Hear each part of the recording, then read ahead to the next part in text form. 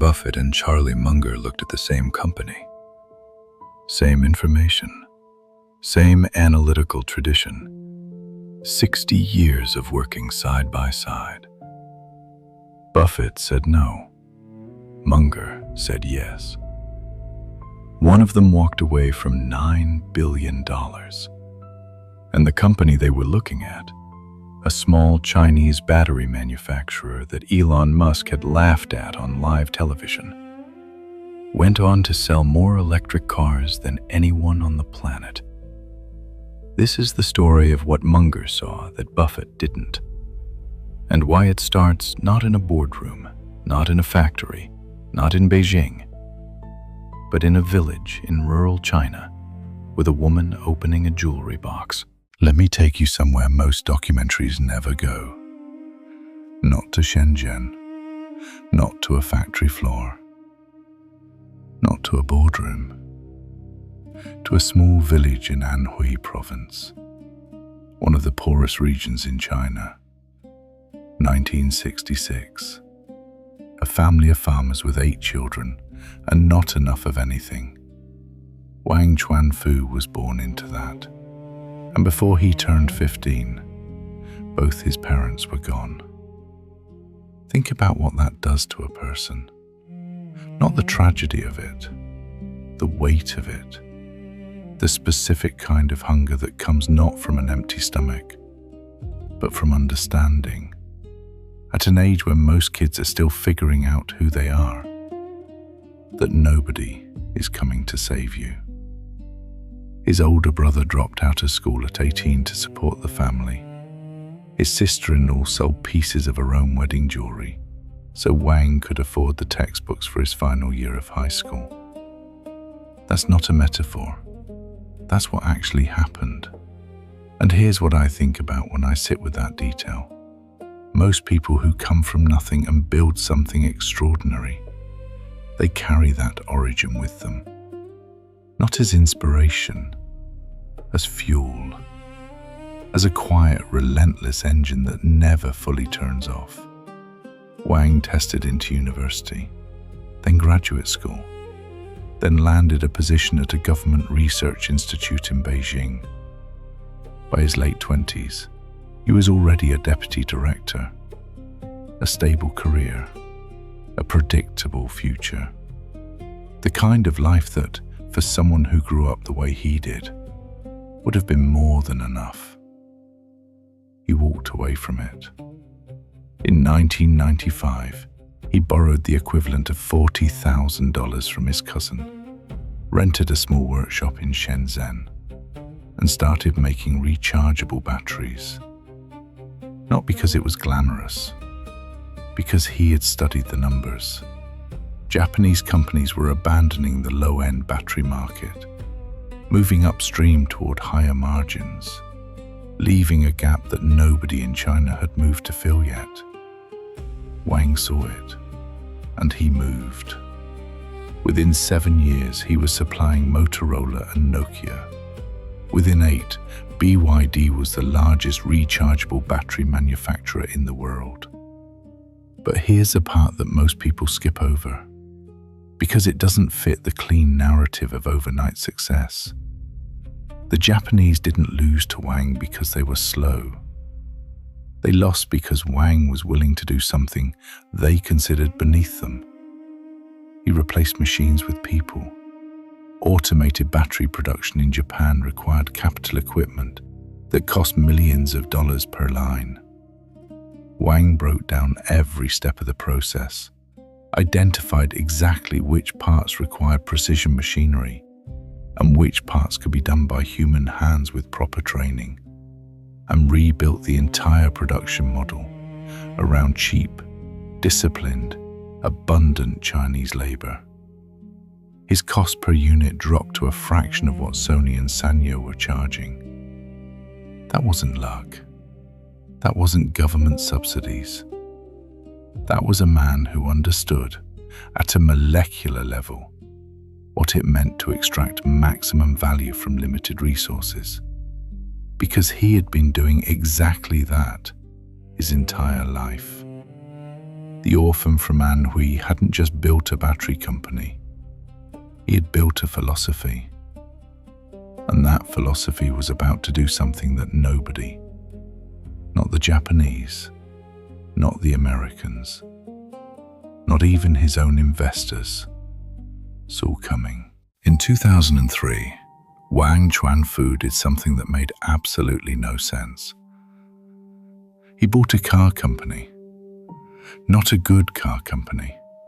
A bankrupt, state-owned factory in the middle of nowhere, producing vehicles so forgettable that most Chinese consumers had never heard of the brand.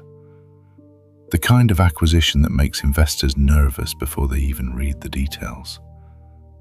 And they were nervous. BYD's stock dropped the equivalent of 2.7 billion Hong Kong dollars in 2 days.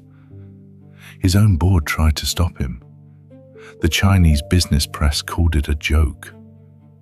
A battery engineer, a man who didn't even own a driver's license, walking into one of the most capital-intensive industries on the planet. The logic, to everyone watching, was impossible to follow. But Wang wasn't following their logic. He was following his own. And his logic was simple, almost dangerously simple. Everyone else was trying to figure out how to put a battery inside a car. Wang already knew everything about batteries. So his question was different. His question was, what if you built the car around the battery instead? That single inversion, that one shift in perspective, that's what separated everything that came after from everything that came before. But here's what nobody talks about when they tell this story. The 15 years that followed weren't a triumph. They were a humiliation. The first BYD car was a combustion vehicle, a cheap, reliable sedan that sold well in China precisely because it was affordable. Not because it was innovative, not because it was electric, because poor families could buy it. Wang spent those years watching, learning, absorbing everything about manufacturing, distribution, dealer networks, consumer behavior. Things that had nothing to do with batteries. Things that a chemistry graduate from Anhui had no business knowing. He also spent those years being laughed at. In 2011, a Bloomberg journalist asked Elon Musk directly, "Are you worried about BYD?" Musk paused, then smiled, then said, "Have you seen their car?" The audience laughed with him. Wang heard about it, said nothing publicly. In 2017, something broke. Not the company, not the vision, the numbers. The Chinese government began cutting subsidies for electric vehicles. The policy that had been quietly cushioning BYD's margins for years started to disappear. Profit dropped, then dropped again, then dropped a third time. By 2019, net profit had fallen to 1.6 billion yuan, a fraction of what it had been. Analysts started writing cautious reports. Investors started asking uncomfortable questions. Wang later described that period with 2 words: the darkest. And here is the detail that I keep coming back to, the one that tells you everything about who this man actually is. During those 3 years of declining profit, during the darkest period by his own description, Wang increased BYD's research and development spending to 8.4 billion yuan. He was losing money, and he spent more on the future. Not because a board told him to, not because a consultant recommended it, because the orphan from Anhui had learned something in that small village that no business school teaches. When you have nothing, you don't protect what you have. You build what you need. And what he was building, quietly, in the labs his investors were starting to question was something that would eventually make Elon Musk stop laughing. Something that would make Warren Buffett's partner write the most consequential check of his career. Something that the entire global auto industry is still trying to understand. Picture the room. March of 2020.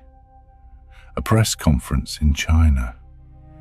Cameras, journalists, industry analysts. People who had spent careers studying exactly what happens when things go wrong inside a lithium battery. They knew the physics. They had seen the videos. Warehouses burned to the ground. Phones exploding on airplanes. The specific, terrifying chain reaction that starts when a battery cell fails under pressure.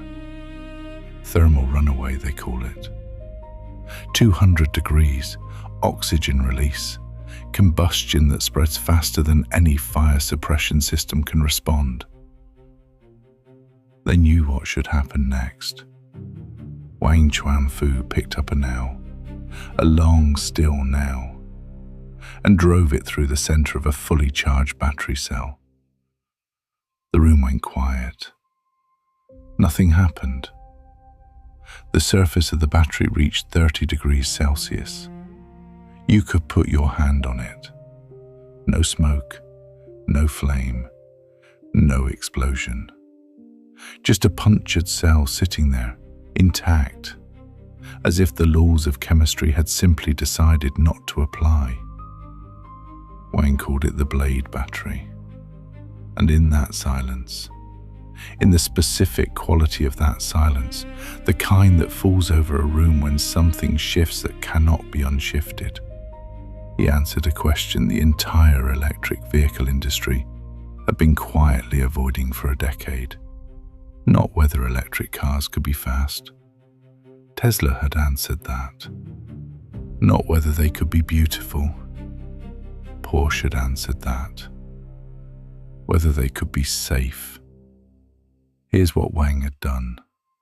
While every major manufacturer was optimizing the battery chemistry they had inherited, chasing energy density, chasing range numbers, chasing the spec sheet metrics that win press coverage, Wang had gone in the opposite direction entirely.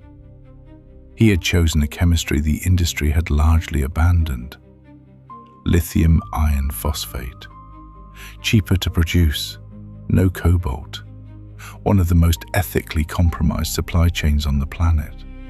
Physically incapable, at the molecular level, of the oxygen release that causes thermal runaway. The trade-off was lower energy density, shorter range on paper. Wang solved that with geometry instead of chemistry. Removed the structural modules that consume space without storing energy. Inserted long, flat, blade-shaped cells directly into the pack, which became its own chassis component. Space utilization increased by more than 50%. The now didn't just prove the battery was safe. It proved that Wang had been solving a different problem than everyone else. While the industry optimized what existed, he had rebuilt the foundation.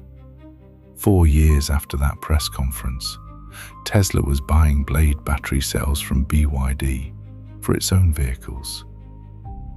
I want you to sit with that for a moment. Not the business implications, not the market share numbers, just the image. Elon Musk, 2011. A Bloomberg journalist asks if he's worried about BYD. Musk pauses, smiles, says, "Have you seen their car?" The audience laughs with him. 2024. The batteries inside Teslas, made by BYD. The arrangement ended relatively quickly. The optics were complicated.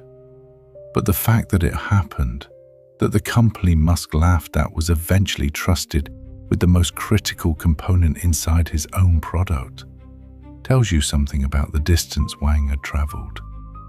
And somewhere in Omaha, an old man who had placed a bet 16 years earlier, was watching all of this unfold. Not with surprise, with the specific satisfaction of someone who had seen it coming for a very long time. Let me tell you something about Charlie Munger that most people get wrong. They think of him as Warren Buffett's partner, the second name, the quieter one, the man who sat beside the legend for 60 years and nodded along. That's not who Charlie Munger was. Munger was arguably the more intellectually dangerous of the two. Where Buffett operated from pattern recognition, identifying businesses that resembled ones that had worked before, Munger operated from first principles. He built what he called a latticework of mental models, frameworks from psychology, physics, biology, mathematics, history. And he applied them simultaneously, the way a chess player sees not the next move, but the structure of the entire game. He was also, by his own admission, contrarian in a specific way. Not contrarian for the sake of being different, contrarian because he had observed over decades that the majority is wrong at precisely the moments it feels most certain. 2008 was one of those moments. The world was certain that China was a manufacturing floor, not an innovation engine. Certain that Chinese companies could copy but not create. Certain that the electric vehicle market was years away from maturity, and that any bet placed now was premature at best, reckless at worst. Buffett shared most of those reservations. He had spent his career avoiding technology, avoiding complexity, avoiding industries where the ground shifted faster than he could read it. Cars made him nervous. China made him more nervous. A Chinese car company built around a technology most consumers didn't trust yet. That was 3 layers of uncertainty stacked on top of each other. He passed. Munger didn't. And the reason Munger didn't is the part of this story that nobody tells properly. It wasn't the batteries. It wasn't the vertical integration. It wasn't even the size of the Chinese market, though all of those factors were part of his calculus. It was Wang. Munger had been introduced to BYD through an investor named Li Lu, a man who had escaped China after Tiananmen Square, built a life in America, graduated from Columbia, and eventually became one of the most respected value investors in the country. Li Lu had studied Wang Chuanfu the way Munger himself studied companies. Not the financials first, but the person, the decision-making, the relationship between character and outcome. And what Li Lu brought back to Munger was a portrait of a man unlike almost anyone he had encountered in 40 years of investing. Munger later described Wang as a combination of Thomas Edison and Jack Welch. Edison because he could take a technical problem and solve it at the level of physics, not engineering around the obstacle, but removing it entirely. Welch because he could translate that technical vision into organizational execution at scale, building systems that compounded rather than degraded as they grew. But there was something else. Something Munger said in smaller rooms, in less formal settings, that I think matters more than the Edison and Welch comparison. He said Wang reminded him of the great industrialists of an earlier era. Not in their methods, in their relationship to time. Most modern executives, Munger observed, operate on quarterly horizons.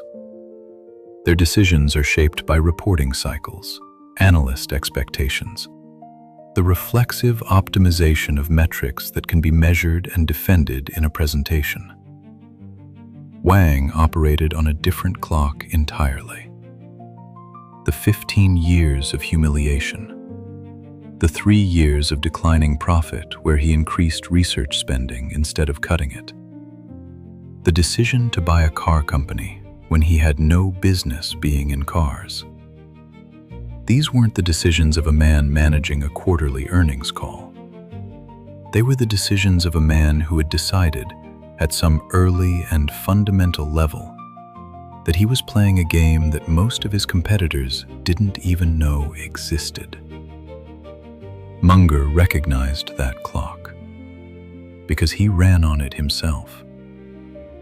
In September of 2008, at the height of the financial crisis, when the global economy was genuinely uncertain, and most institutional investors were moving towards safety, Berkshire Hathaway's Mid-American Energy Holdings purchased 225 million shares of BYD at 8 Hong Kong dollars per share. The total investment was approximately $232 million. Buffett signed off on the structure, but the conviction was Munger's. And for the next 17 years, Munger watched. He joined BYD's board, attended meetings, asked questions, ate at the factory cafeteria, rode in the early models before they were ready for the American market. He once said, in characteristic Munger fashion, that BYD was doing more for civilization than the Rockefeller Foundation. People laughed when he said things like that. They thought it was hyperbole. It wasn't hyperbole. It was a man who had run the numbers on what happens when affordable, clean transportation reaches populations that have never had reliable access to it.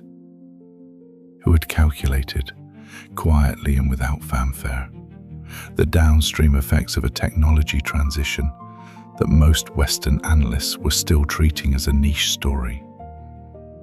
By the time Munger died in November of 2023, at 99 years old, he still held 187,000 shares of BYD. He never fully sold.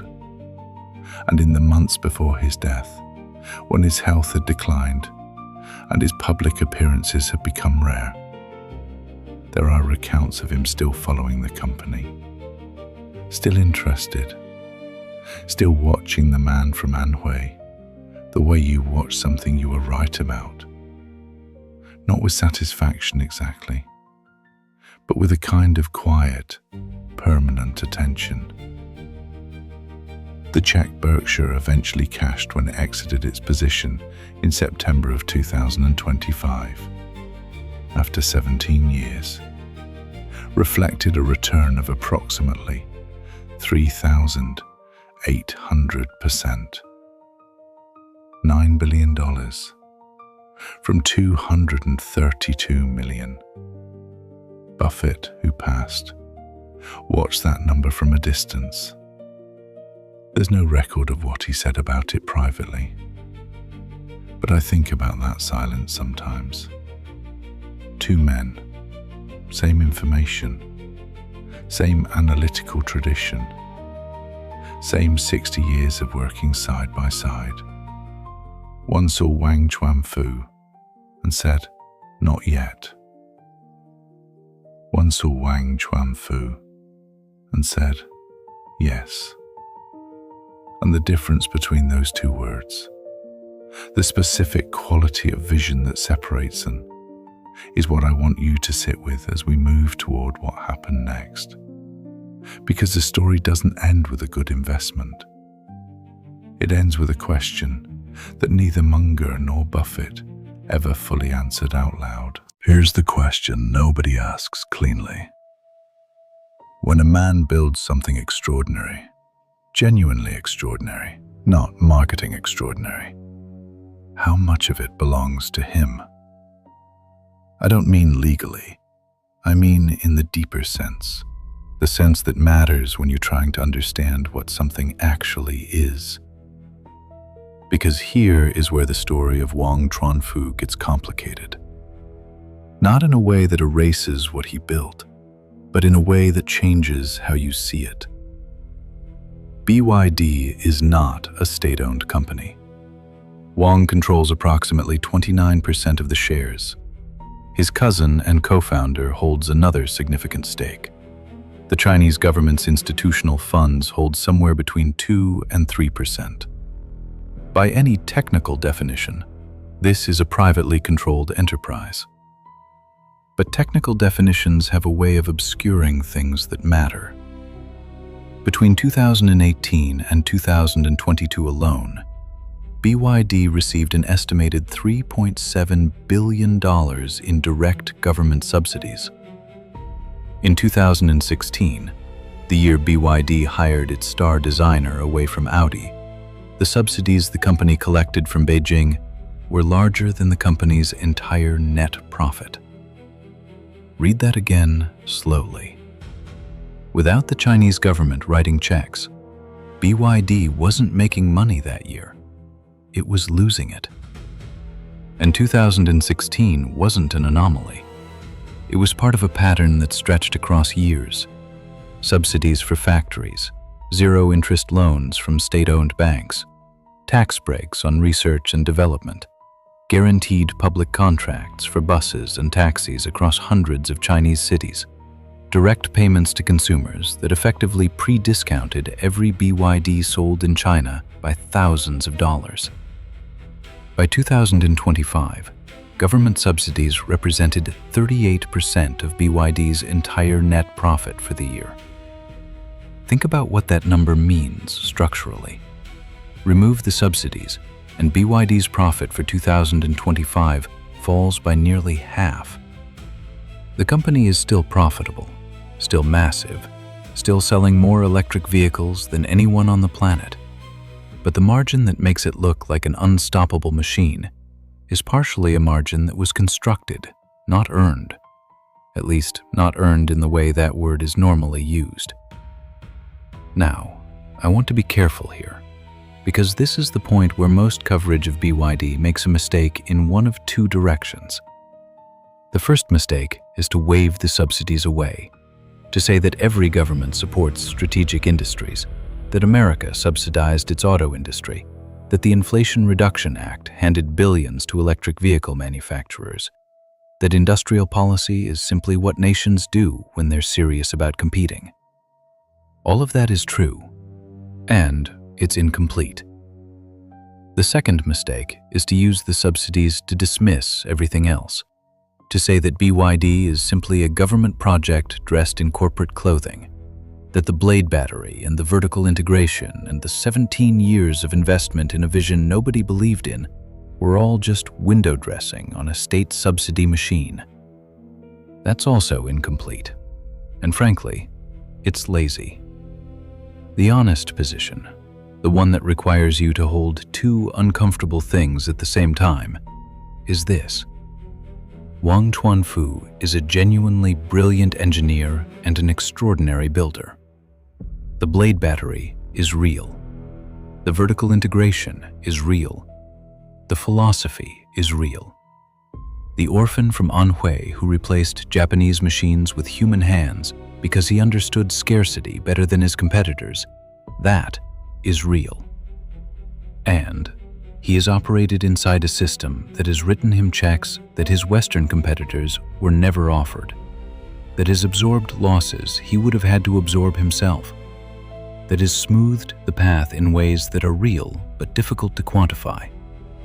And in exchange for that, he has built something that serves the strategic interests of a government whose relationship with its own citizens is, to put it carefully, not the same as the relationship between a Western democracy and its people.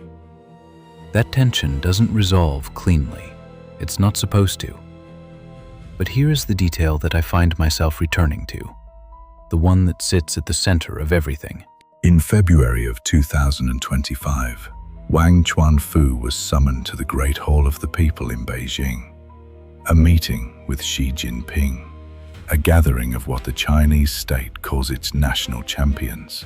the founders and executives whose companies have been designated as instruments of China's global industrial ambition. Wang sat in the front row, directly across from Xi Jinping, not beside the other executives, in front of them. That seating arrangement was not accidental.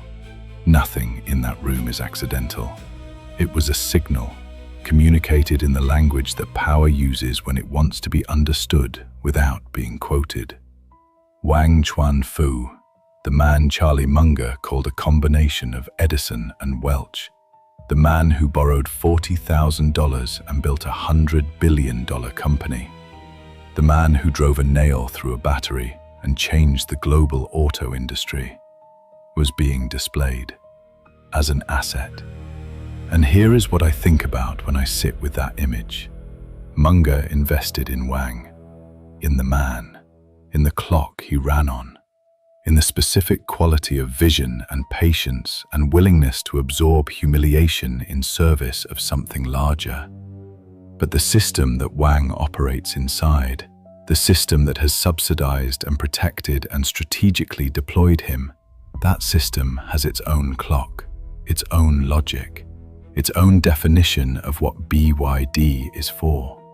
And those two clocks, the man's clock and the system's clock, they have been running in the same direction for 30 years. The question that neither Munger nor Buffett ever answered out loud, the question that I think is the most important one this story raises, is what happens if they stop?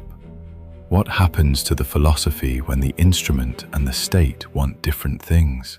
What happens to the orphan from Anhui when the system that helped him decides it needs something he isn't willing to give? We don't know the answer to that question yet, but we're getting closer to finding out. If you've made it this far into this video with me, I want to stop for just a moment. Not to summarize, not to recap, just to say something directly. This channel exists because there are stories that don't fit into a headline. Stories that require you to sit with complexity for longer than a news cycle allows. Stories about the people behind the institutions, the ones who built something the world uses every day, without knowing their name. If that's the kind of story you want more of, subscribe, hit the bell, because the next one is already in production. And I think it's going to surprise you. Now, there's a part of this story I've been holding back. Not because it's a secret, because it requires everything we've built together in this video to land the way it should.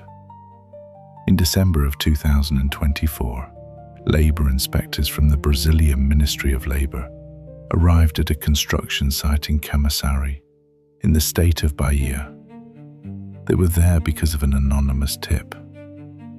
What they found was this: 163 Chinese workers, passports confiscated, a single bathroom shared between 31 people, shifts that ran beyond 14 hours, 7 days a week, no rest days, wages withheld, in some cases up to 70% of what workers had been promised, held as collateral against debts the workers hadn't agreed to, in any language they fully understood.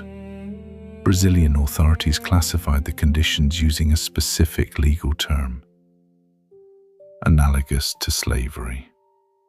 The site was the construction of BYD's new manufacturing facility, the largest single investment the company had ever made outside of Asia. A plant built on the bones of a Ford factory that had closed in 2021, leaving thousands of Brazilian workers without jobs. The governor of Bahia had celebrated the deal. The president of Brazil would later inaugurate the facility personally, standing beside Wang Chuanfu in October of 2025, shaking hands in front of cameras, announcing a new era of industrial partnership between Brazil and China. BYD had promised 20,000 jobs. On the day of the inauguration, the plant employed approximately 1,500 people. The workers found in those conditions in December of 2024 were not BYD employees in the formal sense.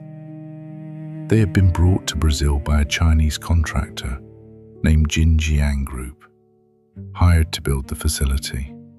BYD announced it was terminating the contract with Xinjiang.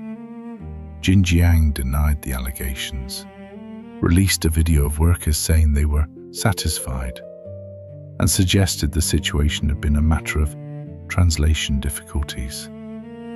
In April of 2026, the Brazilian Ministry of Labor added BYD to what is formally known as the Dirty List, a register of employers found responsible for conditions analogous to forced labor.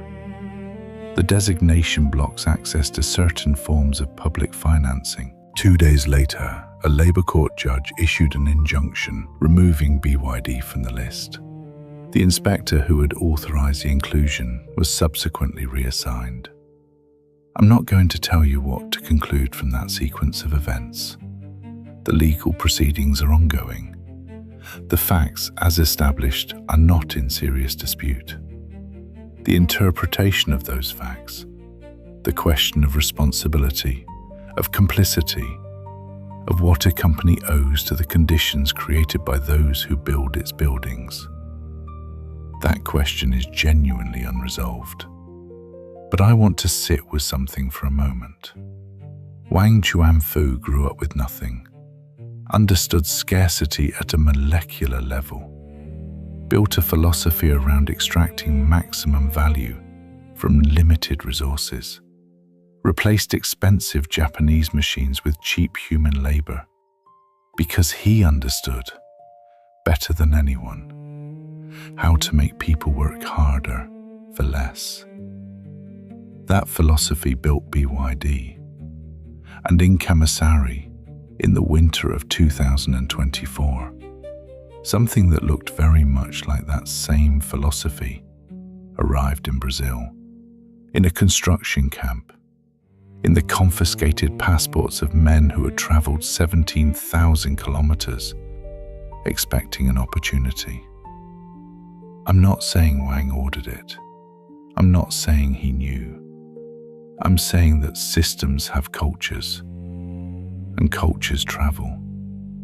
The orphan who survived by extracting maximum value from minimum resources built an organization that extracted maximum value from minimum resources.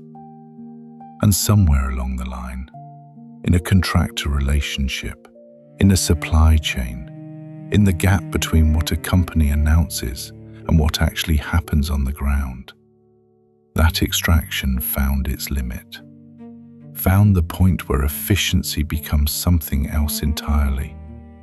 Charlie Munger called Wang a combination of Thomas Edison and Jack Welch. Edison built systems, Welch cut costs. Both of them, in their own ways, were men who believed that the relentless optimization of resources was not just a business strategy, but a moral good. Both of them also operated in eras and contexts where certain costs, human costs, invisible costs, costs borne by people without the power to refuse, were simply not counted. Munger knew this.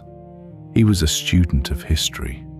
He understood that great builders often build on foundations they didn't pour and couldn't fully see. Whether he ever sat with that specific knowledge as it applied to Wang, whether he ever asked the question that the workers in Camaçari implicitly raise, I don't know. He took that to Omaha in November of 2023, at 99 years old, still holding 187,000 shares. There's a moment in every long story where the facts stop being the point, where the numbers and the dates and the names and the legal proceedings fall away, and what's left is something quieter, something that doesn't fit in a report or a balance sheet or a court document. something that just sits there. I've been thinking about two clocks. The first clock belongs to Wang Chuanfu.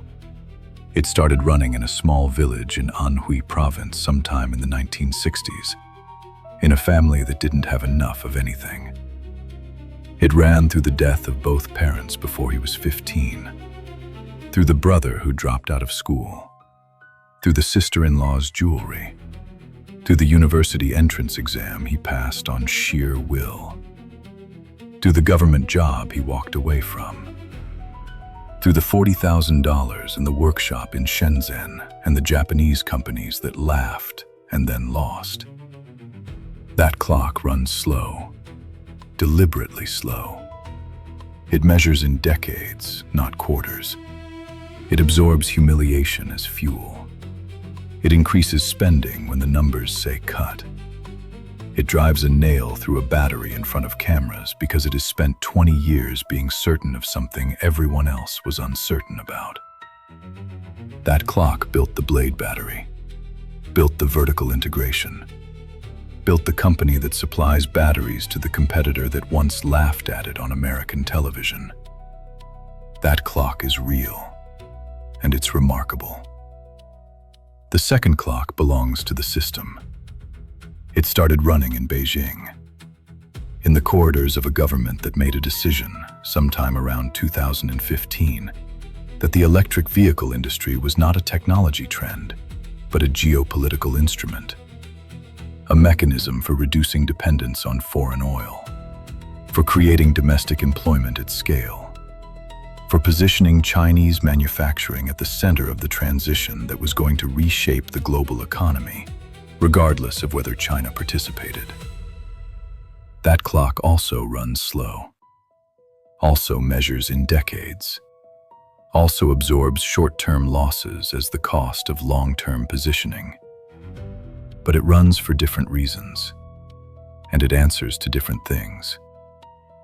For 30 years, those two clocks ran in perfect alignment. Wang needed capital and protection and scale. The system needed a vehicle, in every sense of that word, for its industrial ambitions. They found each other. They built something together that neither could have built alone. And for 30 years, nobody needed to ask what would happen if they diverged. Now I want to tell you something about what's happening in 2026. BYD's net profit fell 19% in 2025, the first annual decline in 4 years. Domestic sales dropped for 7 consecutive months toward the end of the year. The price war Wang initiated, cutting prices across 22 models, pushing the cheapest BYD below $8,000, squeezed margins across the entire Chinese auto industry so severely that the Chinese government itself issued a public warning. When Beijing tells its own national champion to calm down, something has shifted. The company that was celebrated as an unstoppable force is now navigating something more complex. A domestic market that is saturating. A global expansion that is running directly into tariff walls. 17% in Europe, 100% in the United States, rising rates in Brazil and Southeast Asia. A debt structure that independent analysts have questioned in ways that the official balance sheet does not fully resolve. And a founder who is approaching 60, who has no publicly named successor, who has built an organization so shaped by his own decision-making that the question of what BYD looks like after Wang is genuinely unanswerable from the outside. Here is what I keep thinking about. Charlie Munger spent 17 years watching this story unfold. 17 years sitting on that board, eating in that cafeteria, riding in those early models, asking the questions that Munger asked, the ones that went below the surface, below the financials, down to the level of character and philosophy, and the relationship between who a person is and what they build. And at the end of those 17 years, When Berkshire finally exited its position in September of 2025, nearly 2 years after Munger's death, the return was 3,800%. $9 billion. I've been trying to figure out what Munger would say about BYD in 2026, about the falling profits, about the price war, about commissary, about the seating arrangement in the Great Hall of the People. And I keep coming back to something he said, not about BYD specifically, but about the nature of great businesses in general. He said that the best businesses are the ones where the moat deepens over time, where the competitive advantage isn't just maintained, but compounded, where every year that passes makes the position stronger rather than more fragile. And then he said something quieter, something that I think applies here in a way he may not have fully intended. He said that the hardest thing to see, the thing that even great investors miss, is when a moat stops deepening and starts to depend on conditions that could change. Not the business itself, the conditions around it, the subsidies that might not always be there, the government alignment that runs on its own logic, the global market access that is currently being restricted by tariffs that were not imaginable 10 years ago, the human costs that were always present but are now visible in ways they weren't before. Wang Chuanfu built something extraordinary. He built it inside a system that helped him in ways that matter. And the question that nobody, not Munger, not Buffett, not the analysts, not the journalists, has fully answered is this. When you separate the man from the system that supported him, what exactly are you left with? Is Wang Chuanfu the story? Or is Wang Chuanfu the most compelling character inside a much larger story that was always going to be told, regardless of who was cast in the lead role? I don't know the answer. I'm not sure anyone does. I want to end with something small. Not a number, not a tariff, not a geopolitical framework or an analyst projection, or a court ruling that may or may not stand by the time you watch this. Something small. There's an image I keep returning to. A village in Anhui province, 1966. A family with 8 children and not enough of anything. 2 parents who will both be gone before their son turns 15. A brother who will drop out of school to feed them. A woman who will open a jewelry box and make a decision that nobody will remember, except the boy who benefited from it. That boy will go on to build a company worth more than Ford and General Motors combined. Will create a battery that changes the physics of what electric vehicles can be. Will sit in the front row of the Great Hall of the People, directly across from the most powerful man in China, displayed as a national asset. And none of that, not $1 of it, not one patent, not one vehicle rolling off one line, changes what happened in that village. The jewelry was sold, the books were bought, the boys studied. That's where it started. Not in a subsidy program, not in a 5-year plan, not in a geopolitical strategy designed in the corridor in Beijing. In a woman's decision to open a box. I think about Charlie Munger sitting on that board for 17 years, eating in that cafeteria, watching Wang move through a factory floor with the specific attention of a man who never fully stopped being the person who built it with his hands. Munger had spent his entire life studying the relationship between character and outcome, had built a philosophy around the idea that if you understand who a person fundamentally is, you can project, not perfectly but meaningfully, what they will build and how they will build it. He looked at Wang Chuanfu and saw something he recognized.